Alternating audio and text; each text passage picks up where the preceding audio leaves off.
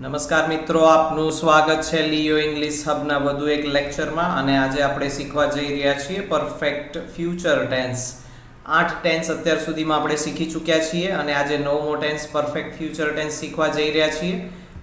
આગળ વધીએ તે પહેલાં હું આપને વિનંતી કરીશ કે અમારી ચેનલને સબસ્ક્રાઈબ કરી દેજો, જેથી કરીને અમને સપોર્ટ થાય અને તમે પણ કોઈ ઇમ્પોર્ટન્ટ વસ્તુ મિસ નહીં કરો કે જેમાં તમને હેલ્પ કરી શકે છે કે તમે જેવું ગુજરાતી બોલો છો એવું અંગ્રેજી અહીંયા શીખી શકો છો. જેવું ગુજરાતીમાં લખો છો, બોલો છો, એવું જ અંગ્રેજી લખતા, બોલતા, વાંચતા, કોમ્યુનિકેશન કરતા તમે શીખી શકો છો. પરંતુ સ્ટેપ બાય સ્ટેપ, રાતોરાત કોઈ ફેરફાર નથી થવાનો મિત્રો. કોઈ શોર્ટકટ નથી. તમારી ઇન્વોલ્વમેન્ટ જોઈશે. તમે જે લેક્ચર્સમાં તમને ઇન્સ્ટ્રક્શન મળે છે એ પ્રમાણે તમે કામ કરતા જાઓ. તમને 100 નહીં 200% રિઝલ્ટ મળશે. અને જેવું, ફરીથી હું કહું છું, જેવું ગુજરાતી આવડે છે, જેવું ગુજરાતીમાં લખતા બોલતા આવડે છે એવું અંગ્રેજી લખતા બોલતા તમે શીખી શકો છો, ડેમ શ્યોર. તો 9મો ટેન્સ આપની સ્ક્રીન ઉપર હાલ રજૂ થઈ ગયો છે. પરફેક્ટ ફ્યુચર ટેન્સ એટલે કે પૂર્ણ ભવિષ્યકાળ. અને એનું પોઝિટિવ અને નેગેટિવનું ફોર્મ્યુલા તમે સ્ક્રીન ઉપર જોઈ શકો છો. પોઝિટિવમાં subject plus will plus have plus verb 3 plus object, અને નેગેટિવમાં subject plus will plus not plus have plus verb 3 plus object. Verb 3 એટલે અહીંયા ક્રિયાપદના ભૂત કૃદંતના રૂપની વાત છે. બધા જ પૂર્ણ કાળમાં આપણે પરફેક્ટ પ્રેઝન્ટ, પરફેક્ટ પાસ્ટ અને હવે પરફેક્ટ ફ્યુચરમાં ક્રિયાપદના ભૂત કૃદંતના રૂપનો ઉપયોગ કરવાનો છે, પોઝિટિવ નેગેટિવ બંને વાક્યોમાં. આ ટેન્સની વાત કરીએ તો અહીંયા માત્ર વિલનો જ ઉપયોગ કરવાનો છે. અગાઉના સિમ્પલ ફ્યુચર અને કન્ટિન્યુઅસ ફ્યુચર ટેન્સમાં આપણે ચર્ચા કરી લીધી છે કે શેલનો ઉપયોગ હવે નથી થતો કન્ટેમ્પરરી ઇંગ્લિશમાં અને આપણે કરવાનો પણ નથી. હવે અહીંયા વિલનો ઉપયોગ કરવાનો છે, પછી હેવનો ઉપયોગ કરવાનો છે, અને પછી ભૂત કૃદંતનું રૂપ, પછી ઓબ્જેક્ટ, અને પછી વધારાના શબ્દો. અને નેગેટિવમાં વિલ, પછી વિલ અને હેવની વચ્ચે ખાલી નોટ મૂકી દેવાથી નેગેટિવ થઈ જવાનું છે. તો આવો આગળ વધીએ મિત્રો પ્રેક્ટિસ સેશન તરફ. તે પહેલાં જે મિત્રો ફરીથી ટેન્સનું રિવિઝન કરવા માગે છે એમના માટે લેક્ચર નંબર 12થી એ લોકો શરૂઆત કરે. તો લેક્ચર નંબર 12 અમારા પ્લેલિસ્ટમાં સિમ્પલ પ્રેઝન્ટ ટેન્સથી એમાં શરૂઆત થશે અને તમે તેમાં બધા જ ટેન્સનું રિવિઝન તે પછીના બધા જ લેક્ચરમાં કરી શકો છો. તો સ્ક્રીન ઉપર જે પણ કંઈ આવે આ પૂરા લેક્ચર દરમિયાન એ તમે નોટ ડાઉન કરતા રહેજો, તમારી નોટ્સમાં લખતા રહેજો, તો જેથી કરીને તમે ગમે ત્યારે રિવિઝન કરી શકો છો. અમારા લેક્ચર્સ ઓનલાઈન તો ચેનલ ઉપર રહેવાના જ છે, તમે એને પણ રિવિઝન કરી શકો છો. પરંતુ નોટમાં લખેલું હશે તો તમારા માટે સરળતા રહેશે અને સારું પણ રહેશે. તો આવો મિત્રો પ્રેક્ટિસ સેન્ટેન્સીસ પરફેક્ટ ફ્યુચર ટેન્સના. અને આજે ટોટલ 10 વાક્યો આપણે રજૂ કરવા જઈ રહ્યા છીએ અને એવા અનેક વાક્યો તમારે પછી પ્રેક્ટિસ કરવા માટે બનાવવાના છે. પહેલું વાક્યની વાત કરું તો મેં મારી કે મારા મિત્રને લગ્ન કરવા પ્રપોઝ કરી દીધું હશે. તો આજનો ખૂબ જ રસપ્રદ ટોપિક છે આપણો. 10 વાક્યો જે હું રજૂ કરવા જઈ રહ્યો છું એ એક જ ટોપિક ઉપર આધારિત છે. આપણે બધાએ જીવનમાં આગળ વધીએ છીએ, આર્થિક રીતે અને સામાજિક રીતે પણ આપણે આગળ વધવાનું જ છે અને બધાનો એ તરફ પ્રયત્ન રહે છે. તો એક એવા પ્રસંગને પણ આપણે અહીંયા કવર કરી લીધો છે. તો મેં મારી મિત્રને અથવા તો મેં મારા મિત્રને કોઈ ગર્લ હોય તો એ એમ કહી શકે છે કે હું મારા મિત્રને પ્રપોઝ કરીશ, અને કોઈ બોય છે તો એમ કહે છે કે હું મારી મિત્રને પ્રપોઝ કરી દીધું હશે. તો આ રીતે આપણે આખી સ્ટોરી એક રજૂ કરવા જઈ રહ્યા છે. ખૂબ જ ઇમ્પોર્ટન્ટ છે, ખૂબ જ મજા આવે એવું છે, સરળ છે અને પ્રેક્ટિકલ છે. આવું જ કંઈક ઇંગ્લિશ પણ આપણને આવડવું જોઈએ, જેવું ગુજરાતીમાં અટપટું કે જે પણ કંઈ બોલીએ છીએ ગુજરાતીમાં ઓબ્વિયસ નેચરલ કોમ્યુનિકેશન આપણને ઇંગ્લિશમાં પણ લખતા બોલતા વાંચતા આપણને આવડવું જોઈએ. એવો જ આપણા સૌનો પ્રયત્ન રહેવો જોઈએ. અને તો પહેલા વાક્યનું પોઝિટિવ અને નેગેટિવ. આઈ છે સબ્જેક્ટ, અહીંયા પ્રપોઝ કરી દીધું હશે. પ્રપોઝ કરવું એ ક્રિયા છે, તો પ્રપોઝ કોણે કરી દીધું હશે? મેં એટલે કે હું, એટલે સબ્જેક્ટ તરીકે આઈ લખ્યો છે. પછી ટુ બીનું રૂપ વિલ હેવ લખ્યું છે. પછી વર્બ 3 પ્રપોઝ એટલે પ્રપોઝ કરવું, પ્રસ્તાવ મૂકવો. આમ તો સ્પષ્ટ ગુજરાતી એવું થાય છે, પરંતુ હવે આપણે અંગ્રેજી એટલું આપણી ભાષામાં પણ વણાઈ ગયું છે કે ઘણા બધા શબ્દો આપણે અંગ્રેજીમાં એક્સેપ્ટ કરી લીધા છે, સ્વીકારી લીધા છે. તો અહીંયા આઈ વિલ હેવ પ્રપોઝડ. ઓબ્જેક્ટ કોણ છે? તો માય ફ્રેન્ડ, જે આપણને ગમે છે, જેને આપણે પ્રસ્તાવ મૂકવાના છીએ લગ્ન માટેનો, રાઈટ? તો I will have proposed my friend. પછી બીજું ક્રિયાપદ છે ટુ મેરી મી, લગ્ન કરવા એટલે મેરી, અને મી એટલે મારી સાથે, મને, એમ મેરી મી એટલે લગ્ન કરવા, રાઈટ? તો બે ક્રિયાપદને જોડવા ટુ મૂક્યું છે. એના માટે પણ તમે અમારા અગાઉના લેક્ચર્સ રિફર કરી શકો છો. ટુનો નિયમ ટુ કેમ આવે છે, જે પણ કંઈ તમને નવું લાગે અથવા તો ખ્યાલ ના આવે એમાં અગાઉના લેક્ચર્સમાં કવર થઈ જ ગયું છે. આ બધો એનો જ નિચોડ છે. તમે એટલે જ હું વારંવાર કહું છું વિડીયોની શરૂઆતમાં, લેક્ચરની શરૂઆતમાં, કે અમારા પહેલા લેક્ચરથી શીખવાનું શરૂ કરશો તો બહુ જ મજા આવશે અને ક્યાંય તમે અટકશો નહીં, કોઈ કન્ફ્યુઝન નહીં થાય. નેગેટિવમાં I will not have proposed my friend to marry me, right?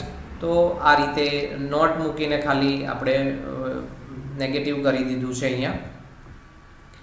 બીજું વાક્ય, તેણે મને ગંભીરતાથી વિચારીને વળતો જવાબ આપ્યો હશે.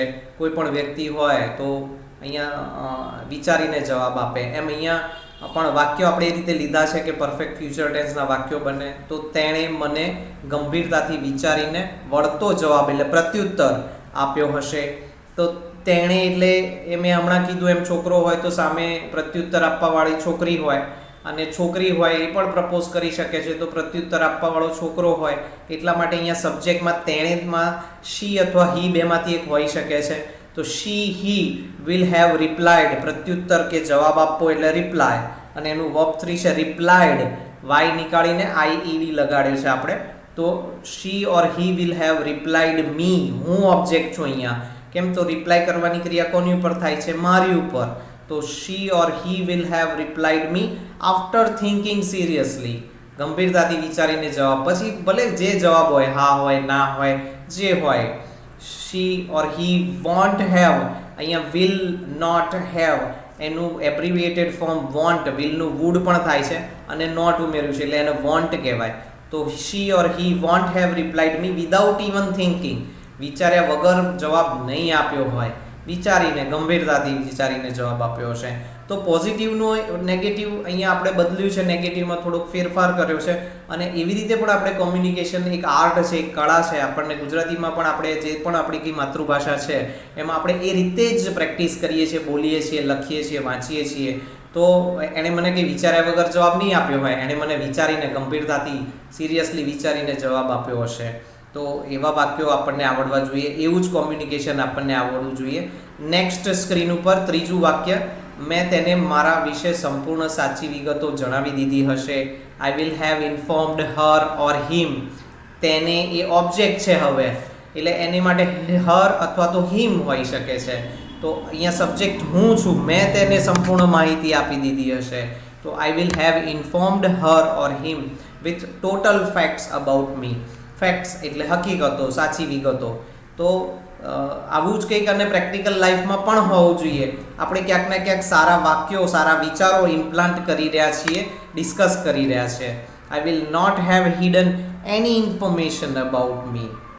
તો આવો મિત્રો હવે ચોથા સેન્ટેન્સ તરફ આગળ વધીએ. તેણે પ્રત્યુત્તર આપતી વખતે મારી યોગ્યતા ચકાસી હશે.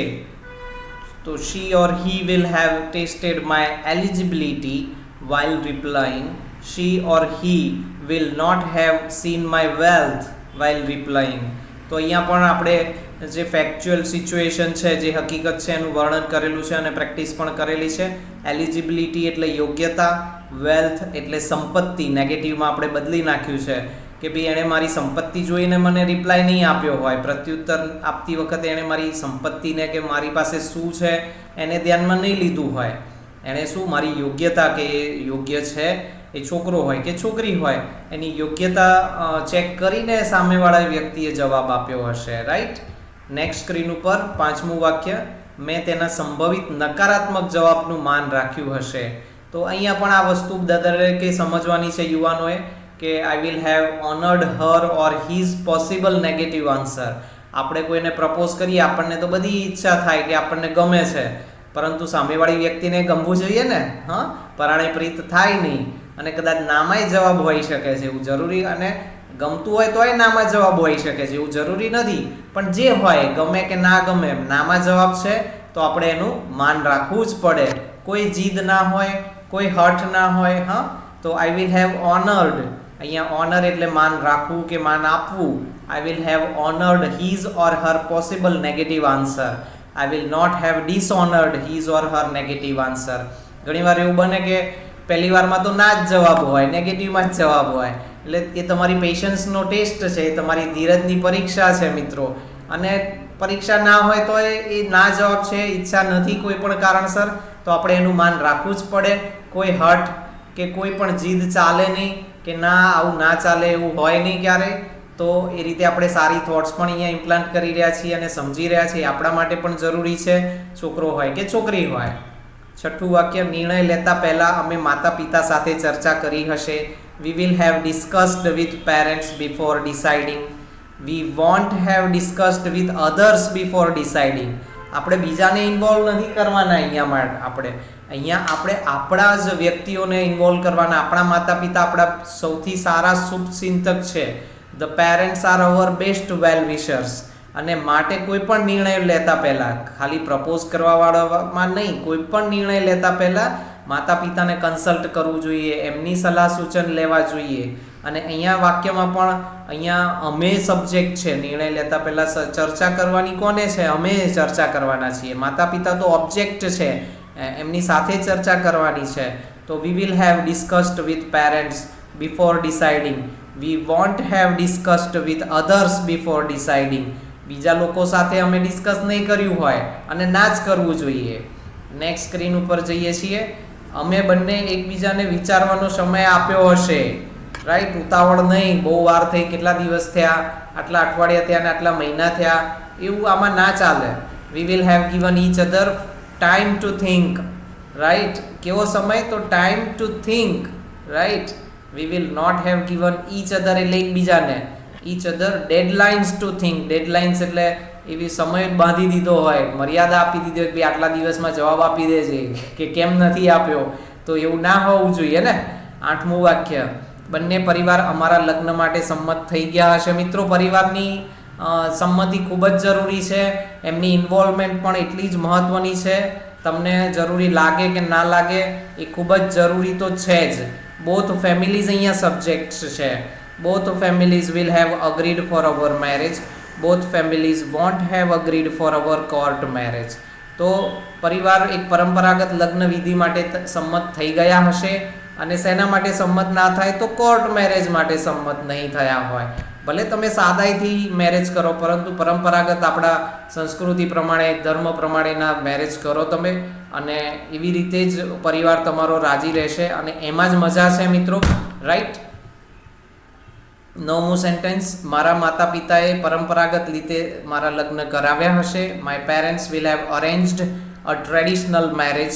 My parents will not have arranged an expensive one. ભલે મોંઘા મેરેજ આપણે ના કરાવી શકે કે ના કરાવવા એમને પસંદ હોય, પરંતુ એમણે મારા મેરેજ માટે સંમત થઈ ગયા અને એમની હાજરી, એમની અને પરિવારના બીજા વડીલોની અને સભ્યોની હાજરી ખૂબ જ મહત્ત્વની છે. એમને પણ આનંદ અને ઉલ્લાસ હોય જ છે ક્યાંક ના ક્યાંક, અને આપણી પણ એ જવાબદારી છે કે આપણે એનું પણ ધ્યાન રાખીએ. રાઈટ. 10મું વાક્ય આપણી સ્ક્રીન ઉપર, મેં લગ્નને એક મોટી જવાબદારી તરીકે સમજી લીધા હશે. લગ્નને આપણે સરળતાથી લેવાના નથી, એને સહજતાથી લેવાના નથી. લગ્ન એક જવાબદારી છે અને બહુ મોટી જવાબદારી છે. બંનેએ સમજવાનું છે. માત્ર છોકરાએ કે માત્ર છોકરીએ સમજવાનું છે એવું નહીં, બંનેએ સમજવાનું છે. અને એટલે અહીંયા છોકરો હોય કે છોકરી હોય, I will have understood marriage as a big responsibility. I will not have taken things lightly. Lightly એટલે સરળતાથી, સહજતાથી. એને સરળતાથી હું નહીં લઉં, એને એક મોટી જવાબદારી તરીકે સમજી લીધું હશે મેં સારી રીતે.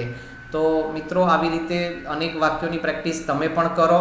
આવા 10 વાક્યો મેં તમને આપ્યા છે. આવા જ પ્રેક્ટિકલ સેન્ટેન્સીસ શોર્ટ સ્ટોરી રૂપે તમે પણ લખો, વાંચો, બોલો અને પ્રેક્ટિસ કરો. આશા રાખું છું કે તમને આજનો વિડીયો ખૂબ જ ફાયદાકારક લાગશે. એનાથી તમને તમારો એક રસ્તો મળશે કે આવી રીતે પ્રેક્ટિસ કરવાની છે. ગ્રામરના જે રૂલ્સ અને જરૂરી વસ્તુ આપણે શીખ્યા છીએ એને કેવી રીતે એપ્લાય કરવું, એ બધું જ તમને ખ્યાલ આવશે. અને તેમ છતાંય થોડીક મજા આવે, આપણે કંઈક આવા સરસ ટોપિક કવર કરીએ તો આપણે ખૂબ જ સારી રીતે અંગ્રેજીમાં પણ કોમ્યુનિકેશન લખતા, બોલતા, વાંચતા શીખી શકીએ છીએ. અમારા લેક્ચર્સને લાઇક અને કમેન્ટ કરવાનું ના ભૂલતા મિત્રો. અમારી ચેનલને પણ સબસ્ક્રાઈબ કરજો અને તમારા મિત્રો અને પરિવારને શેર કરજો, જેથી કરીને એમને પણ લાભ મળે, કંઈક સારું અંગ્રેજી કોમ્યુનિકેશન શીખી શકે. ભણતરમાં, સ્ટેન્ડર્ડ્સમાં પણ, સ્કૂલ કોલેજમાં પણ તમારે આ અંગ્રેજીનો ખૂબ જ સારી રીતે તમે ઉપયોગ કરી શકો છો. તો મિત્રો, આજે જોડાવા બદલ તમારો ખૂબ ખૂબ ધન્યવાદ.